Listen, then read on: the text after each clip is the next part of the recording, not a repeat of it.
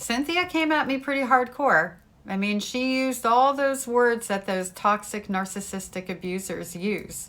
I'm a bad daughter, shame on me, no mother deserves to be outed on social media, even though I've never named my mother. She goes on to say that I'm a gaslighter.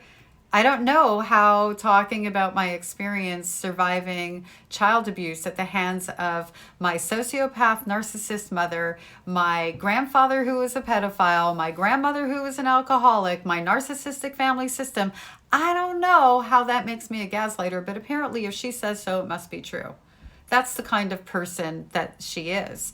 And that's how abusers keep their victims silent, by throwing all these words and accusations out there. I mean, telling me I'm unhealed like it's a bad thing. Of course I'm unhealed. Okay. I'm still living my best life. And something out there always has the potential to trigger me. Trauma lives in my body. What's bad is if I wasn't seeking healing. But she doesn't say that. She goes at me hardcore because she needs to silence survivors in order to maintain her victims. And I recognize that for what it is.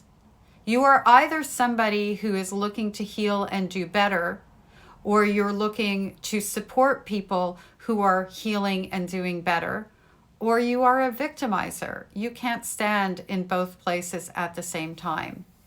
And funny how she comes at me and says, you need to study more about narcissism. I'm a therapist and my practice is focused on survivors of narcissistic family systems. So I don't really know what she was expecting from me. I know she was hoping silence. I know that she was hoping to hurt me. I know that she was hoping to trigger me. But at the end of the day, those words, that's language I've been hearing my entire life that I've already done the work from.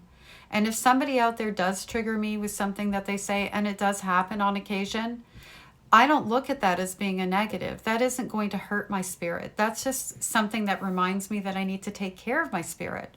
It reminds me that there's something that's sticky in there. I have a wound that needs some love and care and attention. And so that trigger point actually provides me with a gift, with more healing, with me slowing down and focusing on meeting my needs, which is something I was never allowed to do in childhood. So on all fronts, when somebody like Cynthia comes at me, it's a positive. And I use my voice to help people find that language to use in those situations and to understand that these people demonstrate patterns of behavior that shows you who they are, and that it never had anything to do with who we as victims and survivors are.